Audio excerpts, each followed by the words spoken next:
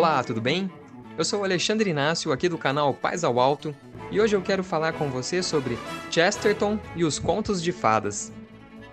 O escritor inglês Gilbert Keith Chesterton viveu no século passado e foi um gigante até mesmo fisicamente. Pesava em torno de 140 quilos, mas se colocássemos seu bom humor, inteligência e alegria do outro lado da balança, teríamos uma ideia melhor da leveza de criança que ele parecia ter, pois era um adulto que respirava as boas novas do Evangelho.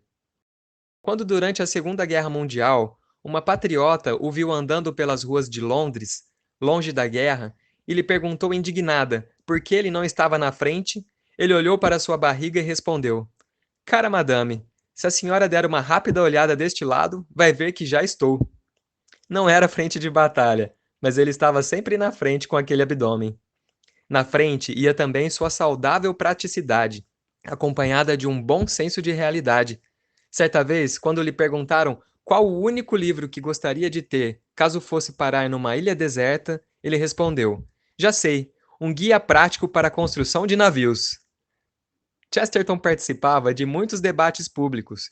Imagine uma época em que um debate sobre fé era capaz de encher um auditório. Pois era assim, e quase sempre ele ganhava o público com seu charme e bom humor. Vencia o debate com refutações vigorosas e bem-humoradas. Virava os argumentos adversários de ponta cabeça e celebrava, levando o oponente vencido ao pub mais próximo. Certa vez, seu contemporâneo, Franz Kafka, comentou: Ele é tão alegre que parece ter encontrado o próprio Deus.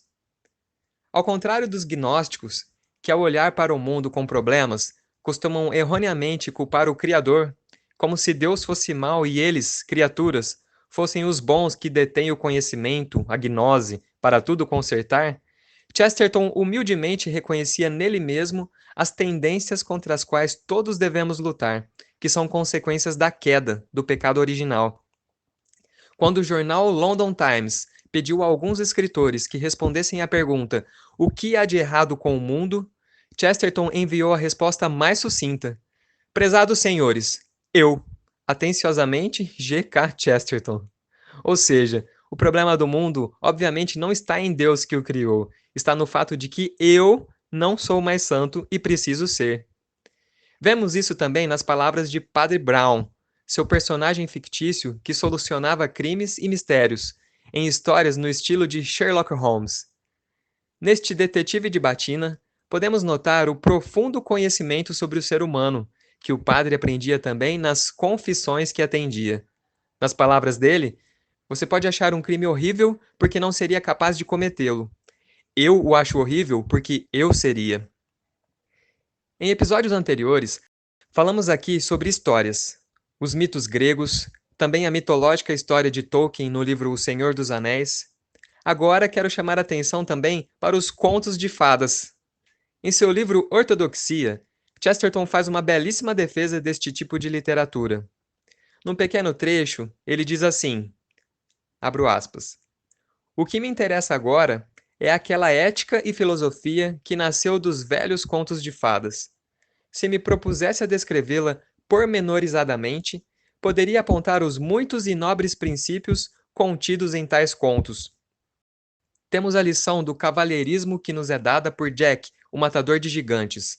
Os gigantes devem ser mortos porque são gigantescos. É uma revolta humana contra o orgulho, considerado como tal. Temos a lição da Cinderela, que é a mesma do Magnífica. Exaltou os humildes. Há a grande lição contida em A Bela e a Fera. Uma coisa deve ser amada antes que seja digna de amor. Fecho aspas. De fato, os bons contos de fadas têm muito a ensinar também aos adultos e podem ajudar muito as crianças. Fornecem a elas um mapeamento de ações possíveis, aumentam o repertório de como enfrentar determinados problemas e vencer os medos, contribuem para a importante formação do imaginário. Frente às crueldades e humilhações com as quais qualquer um de nós pode se deparar ao longo da vida, o exemplo de uma Cinderela ensina a permanecermos bons. Ainda que seja difícil, vale a pena esperar pela vitória do bem, contar com a ajuda de fadas madrinhas e carruagens misteriosas, providencialmente capazes de transportar esperanças para triunfantes realizações. Aos pais que talvez fiquem temerosos de que as histórias clássicas amedrontem seus filhos, os ensinamentos de Chesterton são encorajadores. Ele ensina que o medo não vem dos contos de fadas, vem do universo da alma. As crianças naturalmente têm medo de várias coisas, e os bons contos ofertam experiências auxiliadoras. Chesterton destaca que os contos de fadas não ensinam às crianças que dragões existem, ensinam que os dragões podem ser derrotados.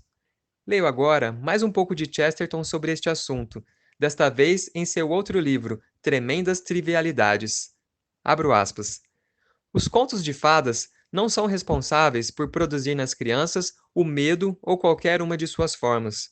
Os contos de fadas não dão à criança a ideia do mal ou do feio. Estas já estão nela, porque já estão no mundo. Os contos de fadas não dão à criança sua primeira ideia de fantasma.